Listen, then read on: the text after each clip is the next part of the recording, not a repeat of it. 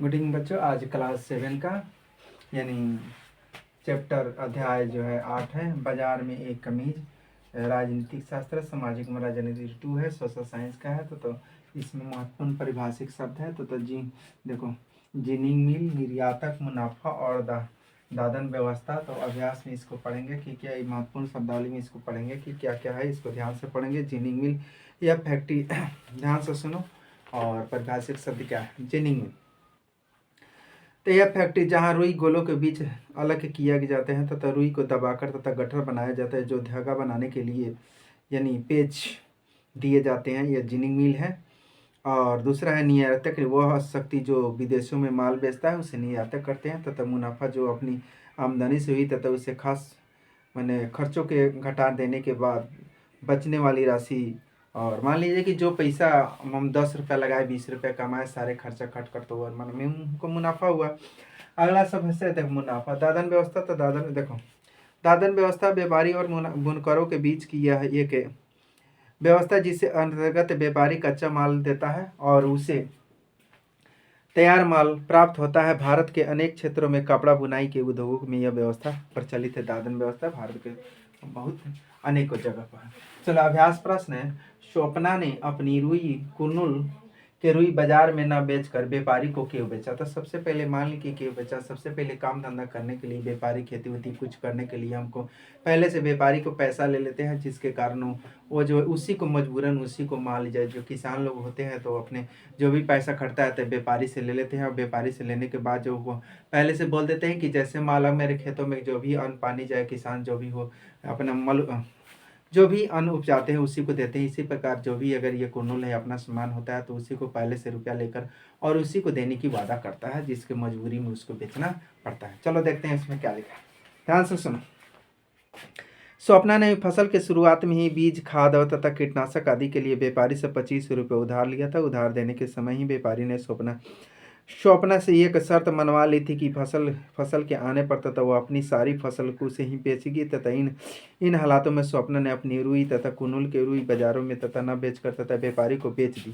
मैंने इस प्रकार ये व्यापारी को क्या कर दिया, मैंने बाजारों में न बेचकर यानी कि व्यापारी को बेच दी। नेक्स्ट क्वेश्चन है, देखो ध्यान से। वस्त्र निर्माण कारखानों में काम करने वाले तथा मजदूरों को काम को यानी हालात और तथा उन्हें दी जाने वाली मजदूरी का वर्णन कीजिए। कहते हैं कि आप सोचने के लिए मजदूरों के साथ न्याय होता है।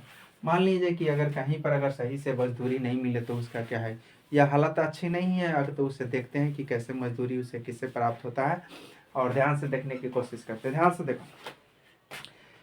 देखो गारमेंट निर्यातक कारखानों में तथा कार्यरत अधिक मजदूरों तथा अस्थायी कर्मचारियों तथा इसका अर्थ भी यही है कि मालिक जब भी महसूस करे कि अमुक मजदूरी की आवश्यकता नहीं होती तो उसे नौकरी से बाहर निकाल सकता है। तथा कामगारों की मजदूरी तथा उसकी निपुणता के आधार पर तय की जाती है कि तथा मजदूरों में दर्जी को सर्वाधिक वेतन तथा 3,000 रुपये की प्रति माह मिलता है। तथा वहीं महिलाओं को यानी धागे काटने के लिए तथा सहायता के रूप में नियुक्त किए जाते हैं। तथा यह इसे काम का सबसे कम 1,500 रुपये प्रति महीना उसे दिया जाता है। इसे सोचने के लिए मजदूरी के साथ न्याय नहीं होता है।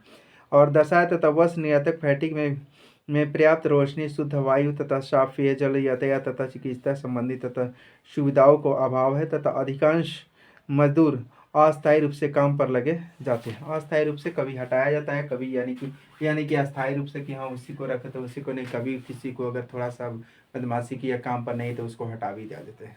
इस तरह ये काम होते हैं। नेक्स्ट क्वेश्चन है, देखो ध्यान से। ऐसी किसी चीज़ के बारे में सोचिए जिसे हम सब इस्तेमाल करते हैं। वह चीनी, चाय, दूध, पेन, कागज, पेंसिल आदि कुछ भी हो सकते हैं। तो चर्चा कीजिए कि यह वस्तुएं बाजारों के किस मैंने श्रृंखला से होती है आप तक पहुंचने तथा आप उन सबों के बारे में तथा सोच सकते हैं कि जिन्होंने इन वस्तुओं को उत्पादन में व्यापार में मदद की होगी। तो कैसे कैसे जो है ऐसी चीज़ के बारे में सोचते हैं और कैसे कैसे मान ली कि छोटे जगह से व्यापारी से बनकर आए यहाँ हमारे पास आए, तो एक दूसरे को कैसे कैसे एक श्रृंखला के रूप में, कड़ी के रूप में मान लीजिए कि जहाँ से फैक्ट्री उत्पादन से यानी व्यापारी से खुदरा माल लगलाया, खुदरा माल से रिटेल यानी कि हम लोग को यानी कि यह एक एक दो कर खरीदते हैं। तो जिस प्रकार जो है इसी प्रकार फैक्ट्री से उत्पादन होता है, एक श्रृंखला के रूप में जो है यानी कि बनते हैं। तो देखो ध्यान से कैसे बनते हैं, ध्यान दो इधर। ऐसे किसी चीज़ के उदाहरण में तथा हम किसी चीनी को लेते हैं तथा चीनी को गन्ने से बनाया जाता है, गन्ना किसानों को उगाता है, गन्ना किसानी चीनी मिली को तथा मालिक को उसको बेचता है तथा चीनी बनाता है तथा चीनी को थोक व्यापारी मिल से तथा उठाता है, इसे यानी फुटकर या खुदरा व्यापारी खरीदता है तथा कुछ चीनी मिलों से तथा सरकार उचित दर की दुकानों पर बेचने के लिए चीनी लाती है तथा हम सब चीनी खुदरा तथा व्यापारी के खरीदते हैं तथा पेन कागज तथा पेंसिल आदि पर हम स्टेशनरी की दुकानों के पर पुस्तक तथा विक्रेताओं के दुकानों से तथा खरीदते हैं। पेन कागज तथा पेंसिल अलग अलग फैक्ट्रियों में बनाई गई जाती है तथा थोक व्यापारी फैक्ट्रियों से खरीदते हैं और तथा उनसे तथा खुदरा व्यापारी तथा यानी फेरी वाले तथा साप्ताहिक बाजारों में दुकानदार खरीदते हैं, तब वे प्रत्यक्ष रूप से तो उपभोक्ता वस्तुएं बेच देते हैं। उपयुक्त हम सभी लोग मजदूर किसान तथा थोक व्यापारी उद्योगपति तथा खुदरा व्यापारी के तथा छोटे छोटे दुकानदारों में हम तक पहुंचने में मदद करते हैं। मान लीजिए कि यहाँ से किसान चीन यानी गन्ना उगाया, गन्ना से मिल में बेचा, मिल से वह फैक्ट्री में चीन बना, सरकार भी कुछ खरीद लेती है चाहे नहीं, उसके सरकार भी दाम फिक्स करती है। तो इस प्रकार बड़ा व्यापारी बड़ा व्यापारी से खुदरा व्यापारी से यानी कि थोक यानी यहाँ तक गाँवों तक हम लोग जो है हम लोग खरीदते हैं। तो किस तरह हम ही लोग का सामान एक तरह घूम कर आया, हम ही लोग को सामान बने बनाए किस प्रकार वो उसका परिवर्तन होते होते यहाँ पर आया। समझ में, ये एक श्रृंखला एक कड़ी है। चलो लास्ट क्वेश्चन है, ध्यान से सुनो। यहाँ दिए गए 9 देखो 9 कथनों को सही क्रम के कीजिए तथा फिर से नहीं बने हुए कपास, देखो कपास की डोरियों के चित्रों में सही कथन से अंकन पर भर दीजिए। तो पहले 2 चित्रों में आप लिखिए तथा अंक पहले से ही तथा भर दिए गए हैं। देखो ध्यान से, यानी कि इस प्रकार कुछ चित्र दिया हुआ है कपास, विद्यार्थी स्वयं करने, ये विद्यार्थी भी स्वयं कर अपना जो है मान लीजिए कपास की डोरियों बनाया जाता है, जो बड़ा बड़ा गोला होता है उस प्रकार, और नहीं तो और भी तरीका उसको अपनाते हैं। चलो देखते हैं, ध्यान से सुनो। स्वप्ना व्यापारी को रुई बेचती है तथा ग्राहक सुपरमार्केट के इन कमीजों को खरीदते हैं तथा व्यापारी की जिनकी मिलों को रुई बेचती है तथा गारमेंट नहीं आता तथा कमीजें बनाने के लिए तथा व्यापारी से कपड़ा खरीद देते हैं। सूत के व्यापारी तथा बुनकर को सूत बेच देते हैं।